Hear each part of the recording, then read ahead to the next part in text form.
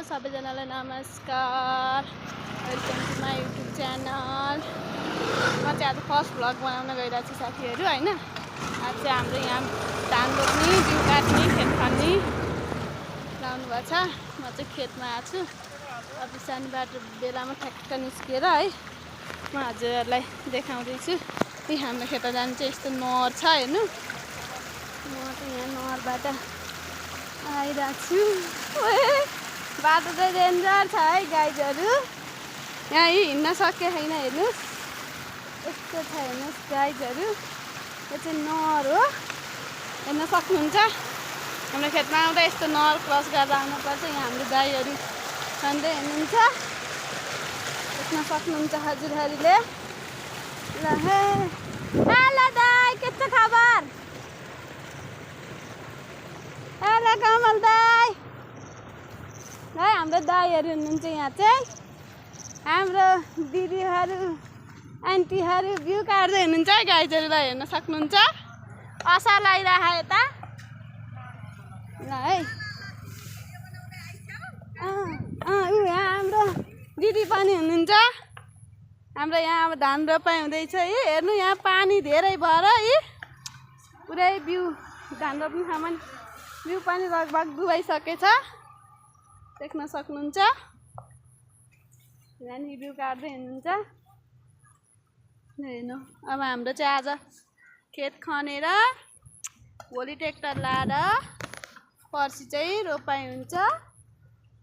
यहाँ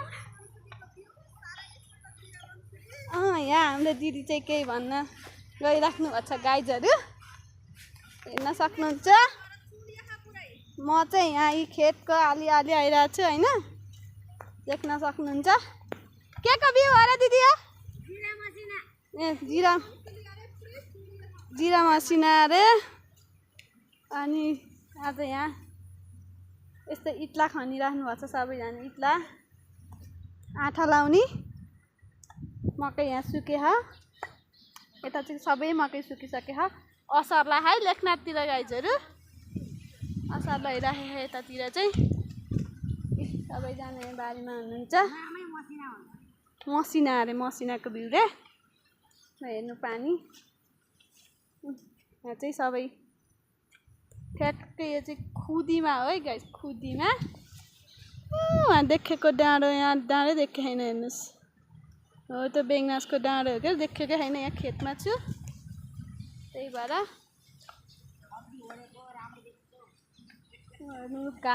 घाम लाग्छ भनेर छत्री पनि ओड्नु भयो।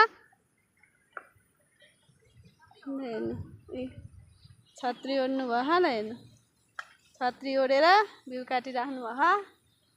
यहाँ चाहिँ हाम्रो दिदी हुनुहुन्छ, नबोली काट्नु भयो। किन दिदी नबोल्नु भएको, के छ खबर? ठिकै छ भन्नुभयो है। यो चाहिँ हाम्रो दिदी हुनुहुन्छ।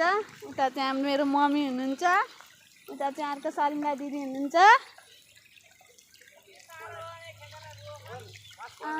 बिउ साह्रो भयो भनेर यहाँ खेताला रोहन अरे। हेर्नु यस्तो पानीमा पनि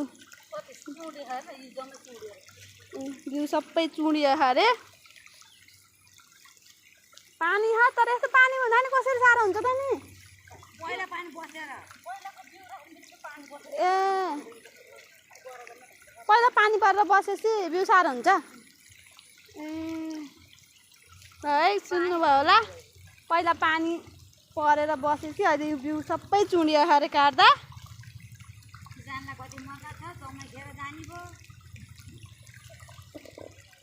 ल है गाईहरू, ल दाइहरूलाई पनि थकै लाग्छ, बस्नु भयो। अब भ्याउन लाउनु भएको छ। ल म पनि अब आफ्नो काममा जाने बेला भयो गाइस। अब पार्ट 2 मा म धान रोपेको देखाउँछु। र सबैले मेरो ब्लगलाई लाइक कमेन्ट गरिदिनु होला, सब्सक्राइब गरिदिनु होला। Okay by.